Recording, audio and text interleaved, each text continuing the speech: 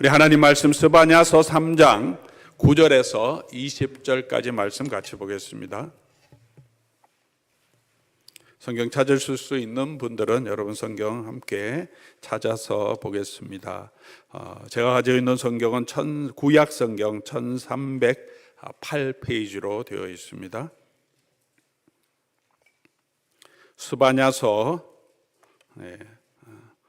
소선지서의 작은 부분이라 찾기가 쉽지는 않습니다. 스바냐서 3장 9절에서 20절까지 말씀 제가 받들어 읽겠습니다.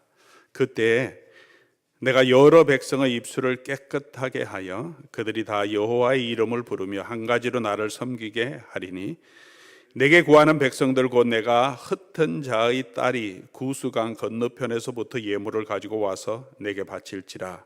그날에 내가 내게 범죄한 모든 행위로 말미암아 수치를 당하지 아니할 것은 그때에 내가 내 가운데서 교만하여 자랑하는 자들을 제거하여 내가 나의 성산에서 다시는 교만하지 않게 할 것임이라. 내가 공고하고 가난한 백성을 내 가운데에 남겨두리니 그들이 여호와의 이름을 의탁하여 보호를 받을지라. 이스라엘의 남은 자는 악을 행하지 아니하며 거짓을 말하지 아니하며 입에 거짓된 혀가 없으며 먹고 누울지라도 그들을 두렵게 할 자가 없으리라. 시온의 딸아 노래할지어다. 이스라엘아 기쁘게 부를지어다. 예루살렘 딸아 전심으로 기뻐하며 즐거워할지어다. 여호와가 내 형벌을 제거하였고 내 원수를 쫓아냈으며 이스라엘 왕 여호와가 내 가운데 계시니 내가 다시는 화를 당할까 두려워하지 아니할 것이라. 그날에 사람이 예루살렘에 이르기를 두려워하지 말라. 시온아 내 손을 늘어뜨리지 말라. 너희 하나님 여호와가 너희 가운데에 계시니 그는 구원을 베푸실 전능자이시라. 그가 너로 말미암아 기쁨을 이기지 못하시며 너를 잠잠히 사랑하시며 너로 말미암아 즐거이 부르며 기뻐하시리라 하리라. 내가 절기로 말미암아 근심하는 자들을 모으리니 그들은 내게 속한 자라. 그들에게 지워진 짐이 치욕이 되었느니라. 그때 내가 너를 괴롭게 하는 자를 다 벌하고 저는 자를 구원하며 쫓겨난 자를 모으며 온 세상에 수욕받는 자에게 칭찬과 명성을 얻게 하리라. 내가 그때에 너희를 이끌고 그때에 너희를 모을지라. 내가 너희 목전에서 너희의 사로잡힘을 돌이킬 때에 너희에게 천하 만민 가운데서 명성과 칭찬을 얻게 하리라. 여호와의 말이니라. 아멘. 사랑하는 교회 여러분, 요즘 여러분 생활은 어떻습니까? 요즘 뉴스나 이 사회에 돌아가는 일들을 보면서 어떤 생각이 드십니까?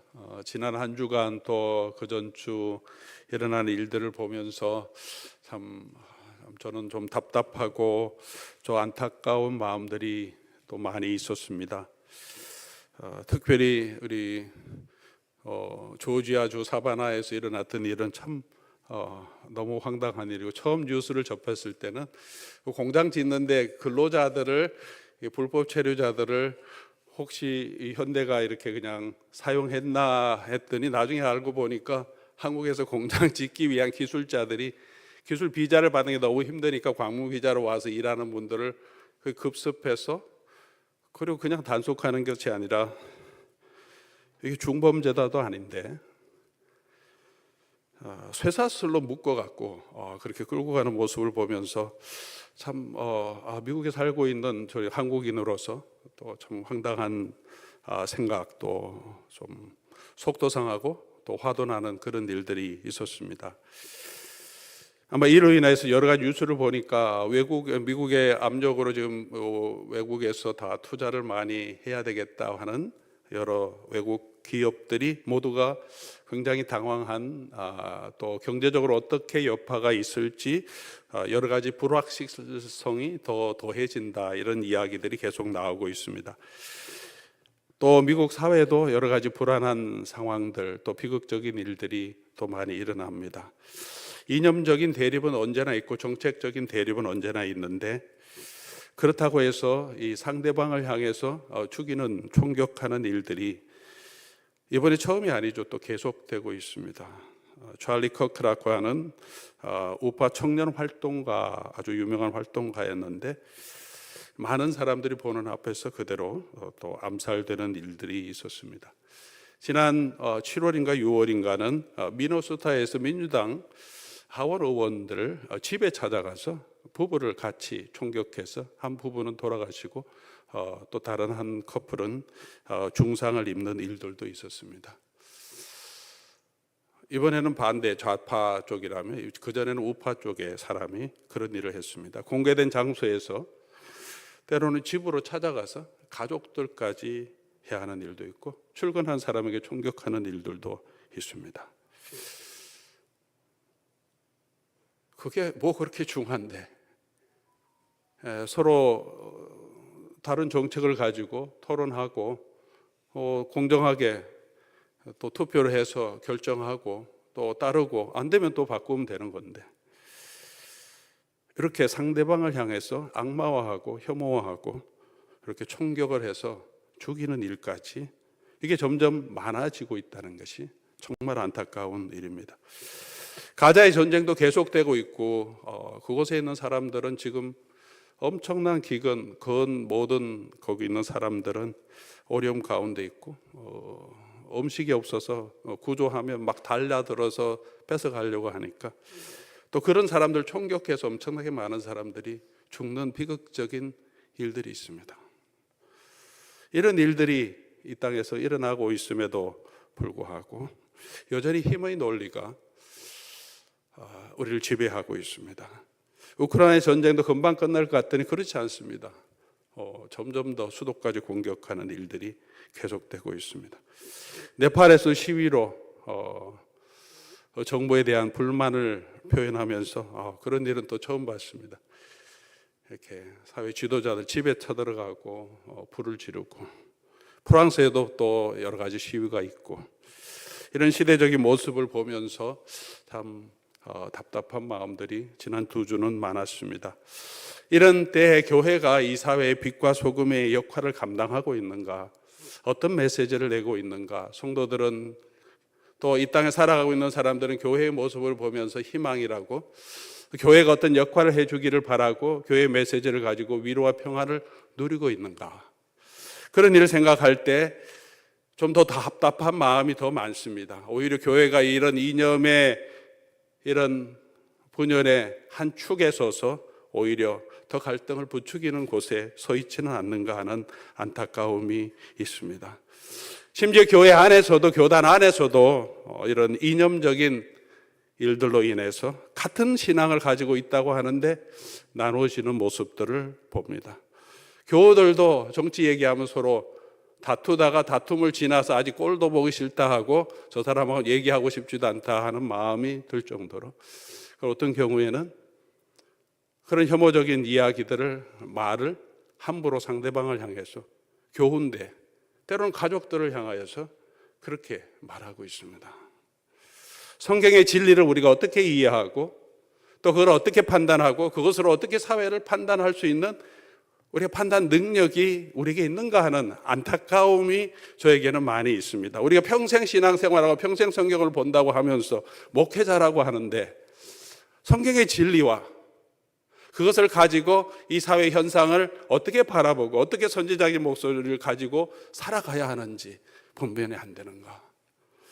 우리의 생각이, 우리의 가치관이, 우리가 여러분이 계속 접하고 있는 뉴스 미디어나 유튜브나 이런 내용들을 그대로 우리의 가치관에 대해서 이게 잘못됐구나, 이거는 이렇게 판단하면 안 되구나 하는 판단 능력이 없이 계속 반복되면서 그 생각에, 그 주장에 우리가 이념에 지배당하고 복음보다 또 이념이 더 앞서가고 있지는 않은가,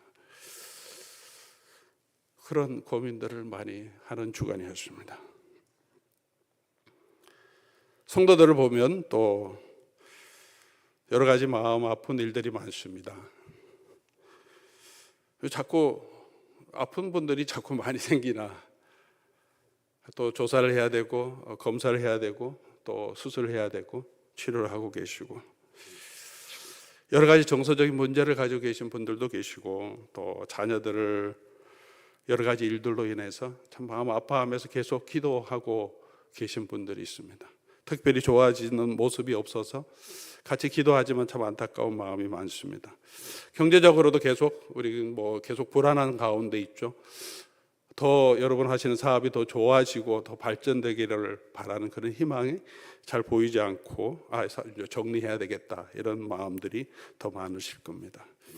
여러 가지 현실이 힘드니까 우리 인내심도 점점 짧아지는 것은 아닌가 하는 생각을 가지게 됩니다. 스바냐 선지자의 시대가 비슷한 상황이었습니다. 암울한 시대였고 그 백성이 하나님의 백성이라고 하는 그 백성이 정치적인 종교적인 지도자들이 자기 유익만 취기하고 가난한 사람 또 약한 사람들을 탈취하는 사자 1위로 행하고 있다고 말합니다. 많은 백성들은 우상을 숭배하고 하나님을 의지하지 않는 시대였습니다. 요시야 왕이 개혁 작업을 하지만 그럼에도 불구하고 유다 백성들이 하나님께로 돌아오기보다는 더 우상 숭배의 삶에서 빠져나오지 못하고 있습니다. 경제적으로 어렵고 정치적으로 불안한 상황에서 이 사람들은, 이스라엘 백성들은 하나님을 의뢰하는 것이 아니라 주변의 강대국 바벨론을 의지하든지 아니면 애굽을 의지하든지 강대국이 우리를 도와줄 것이라고만 기대하며 그렇게 살아가고 있습니다. 이 세대를 보면서 안타깝게 하나님의 심판을 선포하는 것이 오늘 우리가 묵상하고 있는 스바냐서의 내용입니다.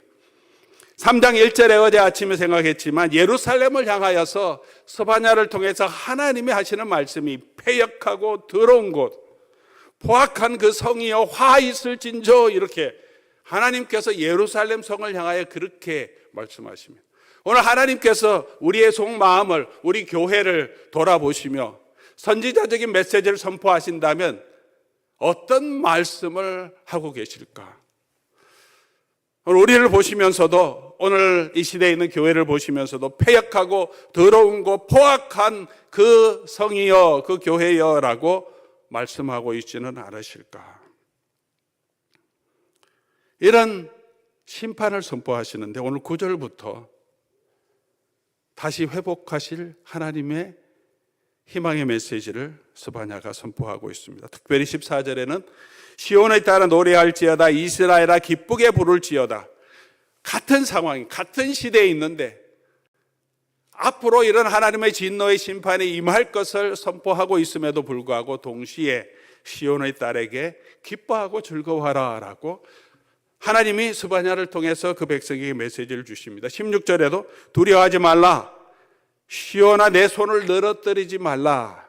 이제 이스라엘의 관용적인 표현입니다. 손을 늘어뜨린다는 거. 우리는 어깨가 처져 있다 이렇게 얘기하죠. 기운이 빠지면 어깨를 집중하는데 이스라엘 사람들은 손을 집중해서 어깨가 처지는 거와 손이 늘어뜨리는 거는 이게 비슷한 모습이죠.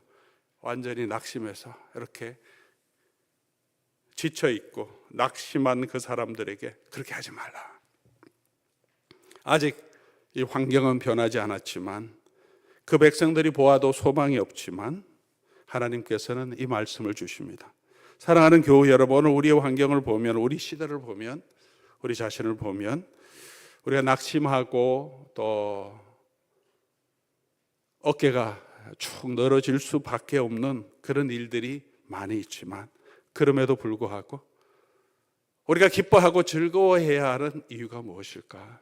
오늘 하나님께서 스바냐를 통해서 이스라엘 백성에게 주시는 이 말씀이 오늘 저와 여러분에게 이 시대에 우리에게 주시는 말씀이 아닐까 생각합니다. 왜 그런 환경에도 불구하고, 그런 불확실한 또 암울한 환경에도 불구하고 하나님께서는 그 백성에게 기뻐하고 즐거워하라 라고 말씀하셨습니까? 두 가지 때문입니다. 하나님이 주신 약속 때문이고 또 한 가지는 그 약속을 주신 하나님 자신 때문에 그렇습니다. 하나님께서 오늘 본문 말씀에 어떤 약속을 주십니까? 9절 말씀 보니까 그때 내가 여러 백성의 입술을 깨끗하게 하여 그들이 다 여호와의 이름을 부르며 한 가지로 나를 섬기게 할 거다. 지금은 열방의 많은 백성들, 여러 백성들이라고 하는 것이 이스라엘 백성들이 아니라 이방 민족들이죠. 이스라엘 백성들을 향하여 하나님을 욕하고 비방합니다. 너희 하나님은 어디 있느냐? 우리 신이 더 세다. 그런데 그때가 되면 그 여러 백성의 입술이 이제 하나님을 찬송하게 될 것이다 라고 말합니다. 하나님께서 그들의 입술을 깨끗하게 하시고 그들이 여호와의 이름을 부르며 하나님을 한 가지로 섬기게 하시겠다고 하셨습니다. 입술이 정하게 되었다는 것은 이사야서 6장의 말씀을 보면 입술을 정하게 했다는 것은 그들의 죄가 사해지고 정결하게 되었다, 정결한 백성이 되었다라는 것을 의미합니다. 하나님의 거룩하심을 보고 이사야가 그 앞에서 엎드려서 나는 입술이 부정한 백성 중에 하나입니다 라고 얘기할 때 제단에 있는 숯불을 가지고 이사야의 입술에 대면서 이제 내 악이 죄하여졌고 내 죄가 사하여졌다 선포합니다. 하나님께서 그렇게 열방 백성들의 죄를 사하시고 그들의 입술이 하나님을 찬송하게 하시겠다고 하셨습니다. 사랑하는 교회 여러분, 그 약속이 우리의 시점으로 보면 이미 이루어졌습니다. 오순절에 예수 그리스도께서 당신의 영을 교회에 부어주시면서 이스라엘 백성들이 하나님을 찬송하게 하시고 그들의 선포되는 복음을 통해서 열방이 주께 돌아와서 하나님을 찬송하며 영광 돌리게 하셨습니다. 이방의 신들을 부르던 자들이, 죄와 사망에 있던 자들이 이제는 여호와의 이름과 예수 그리스도의 이름을 부르며 찬송하게 하셨습니다. 그 구원의 길을 열어주시고 하나님 그 약속을 신실하게 이루어 주셨습니다. 그 증거가 오늘 이 자리에 있는 저와 여러분들이죠. 우리는 이스라엘 입장에서 보면 이방인들입니다. 땅끝에 살고 있는 사람들이죠. 한국인들. 그런데 저와 여러분이 주의 성령을 받고 우리의 입술로 천지신명을 섬기는 것이 아니라 귀신을 두려워하는 것이 아니라 우리 아버지 하나님을 알고 예수 그리스도를 믿는 믿음 안에서 오늘 이 자리에 나와서 우리 하나님께 그 크신 하나님의 사랑 말로 다 형용 못하네 우리 찬송을 올릴 수 있게 하셨습니다. 하나님은 그렇게 그의 구원을, 그 약속을 이루셨고 지금도 그 구원을 이루어 가시기 때문에 우리의 지금 향망, 우리의 현실은 암울할지라도 우리는 여전히 소망을 가질 수 있습니다. 또한 하나님께서는 곤고한 가난한 백성을 보호하시고 지켜주실 것이라고 약속해 주십니다. 11절 12절 말씀이죠.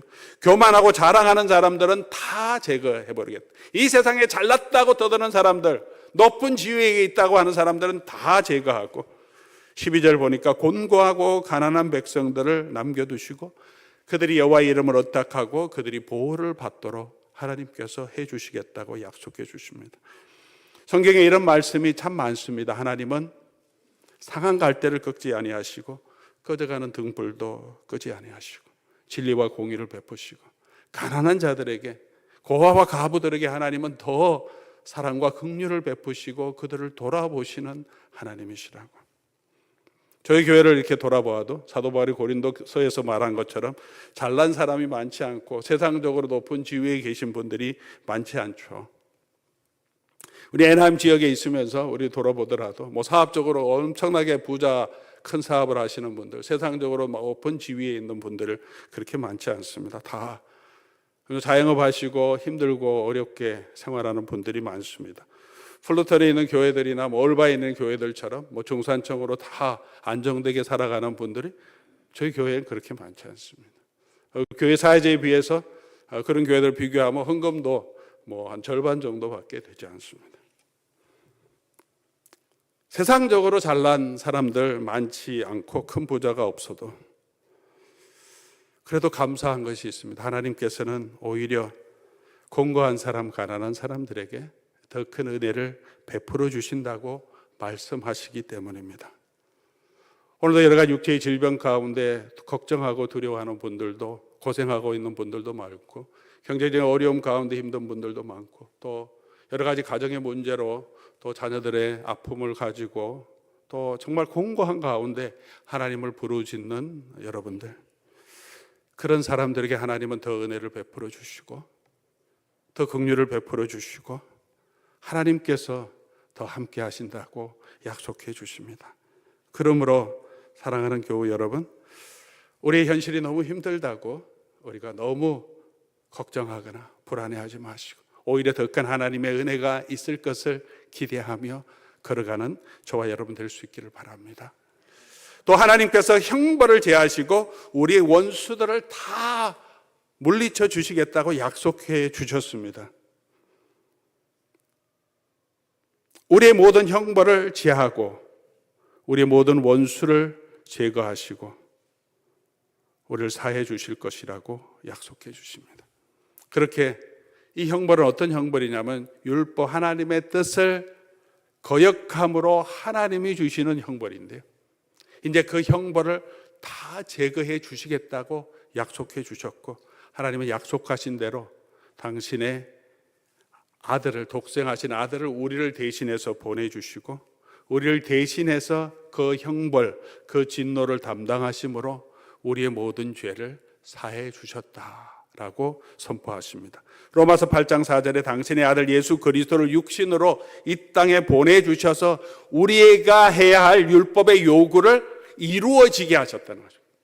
갈라디아 3장 13절에는 그리스도께서 우리를 위해서 우리를 대신해서 저주, 율법의 저주를 받아주심으로 그 형벌을 받아주심으로 그림으로 우리가 표현하자면 우리 6월절에 양을 잡아서 염소를 잡아서 그 피를 문 지방 인주에 바르고 그 안에 있는 사람은 그 피가 덮고 있기 때문에 죽음의 사자가 그것을 넘어가는 것처럼 예수님께서 대신 그 죽음 형벌의 진노를 받아주셔서 우리를 그 안에 품어주셨기 때문에 그 안에 있는 사람들에게 더 이상 하나님의 진노와 형벌이 임하지 않게 해주셨다.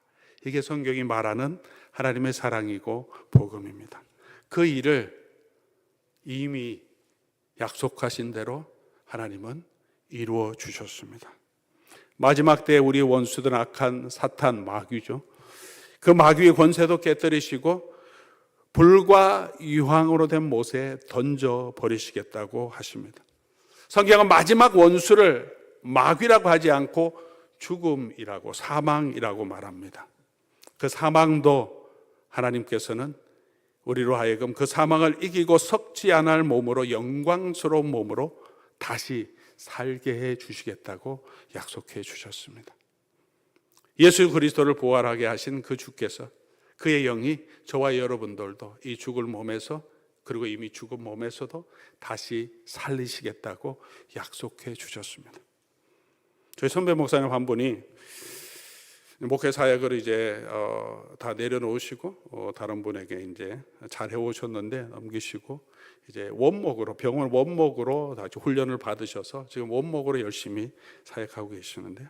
병원에서 수많은 환자들을 보고 있는데 그러면서 한 번 이제 소회를 가끔씩 올립니다. 환자들을 보면서 많은 환자를 보고 중환자들도 많이 보니까 특별히 중환자들의 기도가 더 많이 필요하니까 이제 원목을 초청하죠. 캐톨릭 병원에서 일하고 계신데 백인, 흑인들 그리고 히스패닉 환자분들은 중환자들을 그렇게 방문하면 가족들도 그렇고 본인도 그렇고 뭐 크리스찬의 경우겠죠.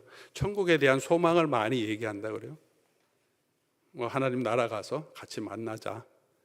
뭐 우리가 죽으면 천국 가니까 소망을 많이 얘기하는데 그 중에 이제 일부 한국 환자들도 많이 오시는데 목사님도 계시고 장로님도 계시고 권사님들도 계신데 이 한국 환자분들은 죽음 그리고 천국에 대한 이야기를 거의 안 하신다는 거예요. 어떻게 하면 더 치유할 수 있을까? 살아날 수 있을까? 거기에만 매달린다는 거죠. 목사님 이렇게 보시면서 여러 환자들이 있으면서 우리는 왜 이렇게 너무 죽음을 두려워할까? 다른 민족들 또 신앙인들은 또 이 죽음이 끝나면 그 다음에 있을 하나님의 나라를 소망하는데 어떻게든 치유되고 살아나거나 중환자이기 때문에 뭐 살아날 확률이 많지 않은 경우도 너무 많은데도 그런 얘기를 꺼린다는 거예요. 얘기 자체를 꺼리고 천국에 대한 얘기를 한다는 것은 죽음을 전제하고 얘기하기 때문에 우리 마음에 그런 죽음의 두려움이 여전히 있습니다. 그래서 죽음을 원수라고 얘기하죠. 그 두려움에 눌려 있는 사람들에게 우리 하나님께서는 그리스도 안에서 부활의 소망을 주셨습니다. 죽임도 이기게 하는 그런 권세를 주셨습니다. 사랑하는 교우 여러분, 우리에게는 이런 소망이 있기 때문에 환난 가운데서도 또는 우리가 죽음으로 가는 질병 가운데서도 우리가 낙심하지 않을 수 있는, 여전히 소망을 가질 수 있는 이유가 아니겠습니까? 또한 하나님께서는 그 백성이 칭찬과 명성을 얻게 해주시겠다고 약속해 주셨습니다. 19절 말씀 보면 이 세상에서 수욕받는 자들에게 칭찬과 명성이 되게 하고, 20절에도 천하 만민 가운데서 명성과 칭찬을 얻게 하리라. 예수님이 재림하는 그때, 우리가 죽어서 하나님의 나라 갔을 때 누가 칭찬과 명성을 얻느냐는 거죠. 세상에서 잘 나가는 사람들이 칭찬과 명성을 얻느냐? 그렇지 않다는 것을 예수님이 나사로와 부자의 비유를 통해서 우리에게 너무나 분명하게 보여주셨습니다. 세상에서 너무 잘 나가고 모든 것을 누렸던 부자는 죽고 난 다음에 보니까 지옥에 떨어져 있습니다. 물 한 방울도 없는데, 세상에서는 너무 비굴하고 너무 불행하고 저주받은 인생이라고 생각했던 이 거지 나사로는 아브라함의 품에서 평강과 그 위로를 누리고 있다는 거죠. 그때 하나님을 믿는 백성들은 이 모든 민족에게 칭찬과 명성이 되게 하시겠다는 것은 바로 그때 우리가 정말 주님이 계시고 우리가 마지막 때 주님이 다시 오시고 우리가 하나님의 나라에 간다면 누가 가장 복된 사람, 누가 가장 칭찬과 명성을 얻는 사람이 되겠습니까? 예수 그리스도를 믿는 사람이죠. 그 어떤 사람도, 세상에서 어떤 능력을 가진 사람도, 어떤 지위를 가진 사람도 예수 믿는 사람이 가장 복된 사람입니다. 하나님이 주신 그 구원과 그 영광을 누리게 하시기 때문에 그렇습니다. 그러므로 하나님께서 이런 일을 이미 이루셨고 또 이루어가고 계시기 때문에, 그 약속이 우리에게 있기 때문에 지금 우리의 현실은 때로는 암울하더라도 우리는 여전히 기뻐하고 또 낙심하지 않을 수 있습니다. 두 번째로, 그 구원을 베푸시는 그 하나님의 약속과 함께 스바냐는 하나님이 어떤 분이신지를 우리에게, 그 백성에게 소개하고 있습니다. 그 하나님 때문에 우리 낙심하지 않을 수 있습니다. 그 하나님은 어떤 하나님입니까? 너의 하나님 여호와가, 그렇게 시작합니다. 너의 하나님 여호와가. 이 약속을 주신 하나님이 누구의 하나님이냐? 너의 하나님 여호와다. 너의 하나님 여호와다. 나의 하나님 여호와는 거죠. 우리 하나님은 저 박일룡 목사의 하나님이 아니시잖아요. 여러분의 하나님이십니다.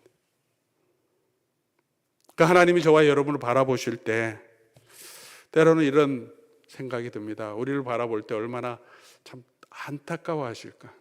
우리가 자녀를 바라보면서 그런 마음이 있지 않습니까? 너무 좋기도 하지만 어떤 때는 막 안타까워합니다. 왜 저렇게 그냥 살아가고 있을까? 내가 어떤 큰 은혜를 주었는데, 어떤 큰 약속을 주었는데, 내가 함께 하고 있는데 왜 이렇게 두려워하고, 왜 이렇게 무서워하고, 왜 그냥 그렇게 믿음 없이 살아가고 있는가? 하나님이 얼마나 속이 상하고 화가 나시겠습니까? 사랑하는 교우 여러분, 우리가 먼저 기억해야 될 것은 이 하나님이 우리의 하나님이시고, 그리고 그 하나님이 어떤 분이시냐면 너희 가운데 계신 분이라고 말합니다. 부끄러운 이야기이긴 하지만 이미 많이 알려져서, 제가 지난 휴가 중에 여러 이제 하이킹도 하고 이렇게 여행을 하는 중에, 캠핑하는 중에 실수로 이렇게 제가 계곡에서 미끄러져서 급류에 빠진 적이 있습니다.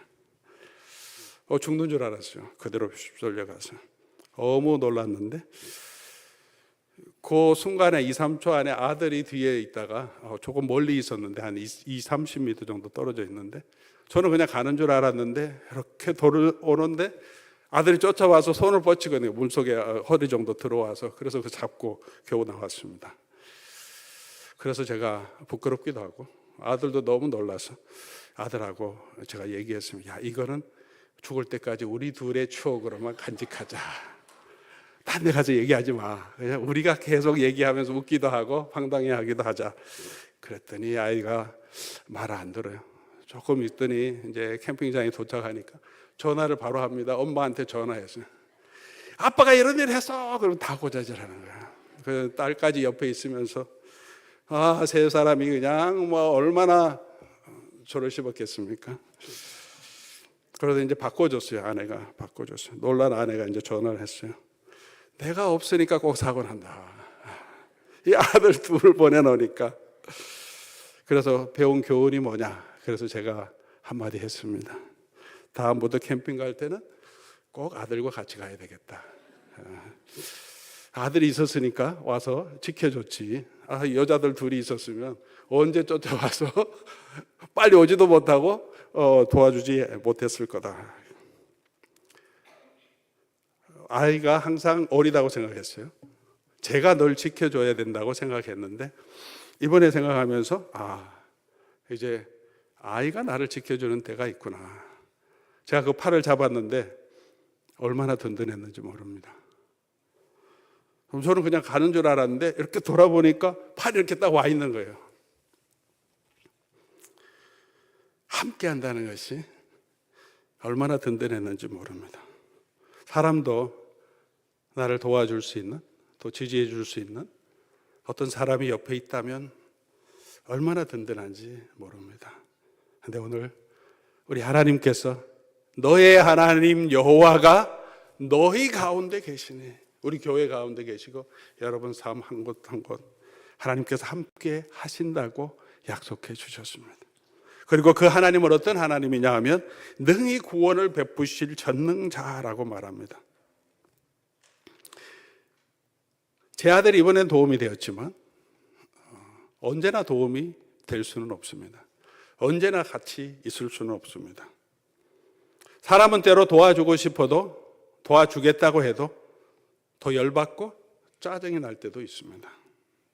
그런데 우리 하나님께서는 우리를 구원하실 전능자이시라고 하나님께서 스바냐를 통해서 말씀해 주십니다. 우리는 아무리 도와주고 싶어도 도와줄 능력이 없을 때도 있습니다. 그러나 우리 하나님은 구원을 베푸실 전능자이십니다. 욥기서는 쉬운 책이 아닙니다. 분량도 길고 내용도 어렵습니다. 주제도 굉장히 어려운 책입니다. 욥기서의 핵심 주제가 뭐냐? 욥이 전혀 잘못이 없는데도 여러 가지 정말 말 못할 재앙을 겪었습니다. 욥이 범죄하지 않았습니다. 하나님 욕하지 않았는데 의문이 하나 생겼습니다. 왜 나에게 이런 고난이 오는가? 그거를 해결하려고 친구들하고 계속 디베이트 됩니다. 너 잘못 때문에 그래. 요셉이 계속 얘기합니다. 나 잘못한 거 없어. 그러다가 보니까 하나님께 화가 났습니다. 하나님 왜 나에게 이렇게 하시는가? 그래서 하나님께 질문합니다. 근데 하나님께서 나타나셔서 야, 내가 왜 그렇게 했는지 하나하나 다 설명해 주지 않습니다. 하나님이 나타나셔서 뭐라고 얘기하시냐면 나는 전능하신 창조주야. 나는 내가 마음대로 다 할 수 있어. 산도 만들고 물도 만들고 이 땅에 있는 모든 짐승들, 너가 두려워하는 모든 그런 사나운 짐승도 내가 다 컨트롤하고 있다. 내 코끼미, 내 능력이 다 컨트롤하고 있다. 욥이 이해가 되지 않아요. So what? 그러면 저를 도와주셔야지. 뭐 하고 계십니까? 다시 반문하는데 하나님이 다시 더 내가 모든 것을 주관하고 있다고 말씀하십니다. 그 두 번째 메시지에 욥이 그때 하나님의 뜻을 깨닫습니다. 그 하나님이 계시기 때문에 걱정하지 말라.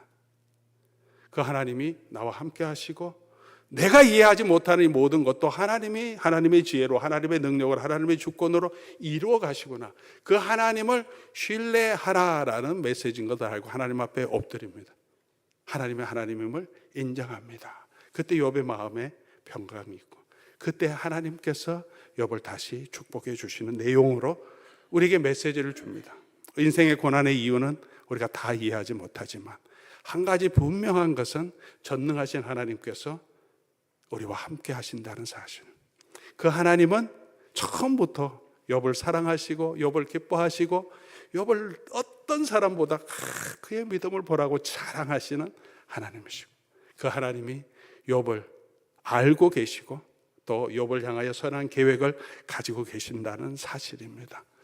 사랑하는 우리 교우 여러분, 우리와 함께 하시는 하나님은 우리를 구원하실 전능자이십니다. 그리고 마지막에 이렇게 시적으로 표현합니다. 그 하나님이 어떤 분이시냐 하면 그가 너로 말미암아 기쁨을 이기지 못하시며 너를 잠잠히 사랑하시며 너로 말미암아 즐거이 부르며 기뻐하시리라.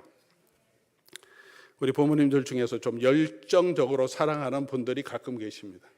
사랑이 지나치다는 표현이죠. 아이들도 이렇게 자기 사랑이 너무 지나쳐서 하나하나 다 간섭하고 이래야 된다고 하고, 그 아이들이 잘 되기 위해서 우리 소위 말하는 치맛바람,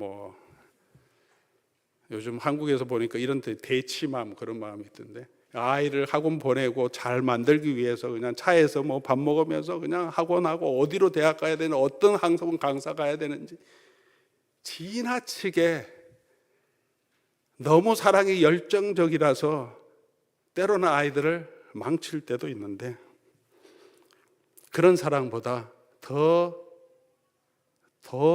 의미 있는 사랑이 오늘 이 말씀이죠. 잠잠히 사랑하는, 그냥 잠잠하게, 언제나 아이들이 자유도 주고 때로는 실수하지만 그래도 잠잠하게, 아이들이 언제나 우리 부모님은 나를 함께 하시고 나를 어떤 상황에 있어도 나를 지지해 주는 분이라는 것을 알게 하는, 잠잠히 사랑하시는 하나님. 이 말씀 준비하면서 제가 옛날 이야기가 좀 생각났는데, 저희 아이들이 어릴 때 이제 발표회 할 때인데, 제가 우리 아이를 보는 눈이 굉장히 사랑스러운 눈빛이었나 봐요. 제 기억은 잘 안 나는데 오래된 일이라서 누가 저를 툭 치면서 그렇게 이뻐요? 이렇게 얘기해요. 그렇게 이뻐요. 아무 얘기도 안 하고, 저는 원래 사랑 표현이 잘 많지 않아서. 그런데 이게 표정을 보고 그렇게, 제가 그냥 너무 제 아이를 바라보는 표정이 그랬나 봐요. 아마 여러분도 분명히 그러실 겁니다.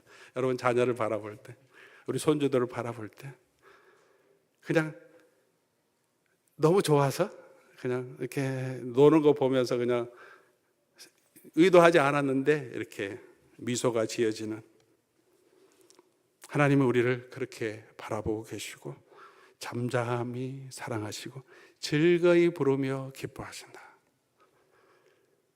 우리 아이들을 부를 때, 또 여러분 손주들을 부를 때 그렇게 부르시잖아요. 즐거이 부르며 안고 기뻐하신다. 사랑하는 교우 여러분, 우리가 그 어떤 현실을 만나더라도 우리 하나님은 우리와 함께 하시고 우리를 구원하실 전능자시고 우리를 잠잠히 사랑하시며 막 보이게 우리 어려움 다 제거해 주시고 갑자기 다 낫게 해주시고 이런 건 아니지만 여전히 사랑하시고 즐거이 부르며 기뻐하시는 분이십니다. 그러므로 시온의 백성들아 즐거워하라 기뻐하라, 손을 늘어뜨리지 말라. 이 하나님이 여러분과 함께 하신다고 말씀해 주십니다. 다윗이 이런 노래를 합니다. 내가 사망의 음침한 골짜기로 다닐지라도 해를 두려워하지 않는다. 왜 해를 두려워하지 않습니까? 주의 지팡이와 막대기가 나를 안위하시는 그 전에 바울이 이렇게 고백하잖아요. 해를 두려워하지 않을 것은 주께서 나와 함께 하시기 때문에. 주께서 지금 함께 하신다면 어디에 계시냐면 사망과 음침한 골짜기 가운데 주님께서 함께 하시고, 그렇게 예수님께서는 선한 목자가 되셔서 우리가 있는 그 사망의 음침한 골짜기로 찾아오시고 잃어버린, 자기 욕심에 빠져서 다른 길로 가다가 그곳에 빠져서 죽을 위기에 처한 그 양을 구원하시기 위해서 이 선한 목자 되신 예수님께서 자기 목숨을 우리를 위하여 내어주시는 분, 그리고 부활하셔서 세상 끝날까지 저와 여러분과 함께 하시겠다고 약속해 주셨습니다. 그 어떤 일이 있어도 우리 주께서 그의 영은 저와 여러분과 함께 하시며 사망이 우리에게 다가올지라도 그것을 이기게 하시고 하나님이 주시는 구원으로 이끌어 가실 줄 믿습니다. 그 하나님을 바라보며 오늘도 우리가 든든하게 믿음으로 걸어가는 저와 여러분 될 수 있기를 주의 이름으로 간절히 소원합니다. 우리 하나님 말씀 기억하시면서 우리 오늘 찬양 이 본문의 내용이 찬송으로 되어 있는 게 있습니다. 찬양으로 너의 하나님 여호와가 너의 가운데 계시니 본문의 말씀을 기억하며 우리를 위로하며 우리 소망하며 우리 함께 찬송하면 좋겠습니다.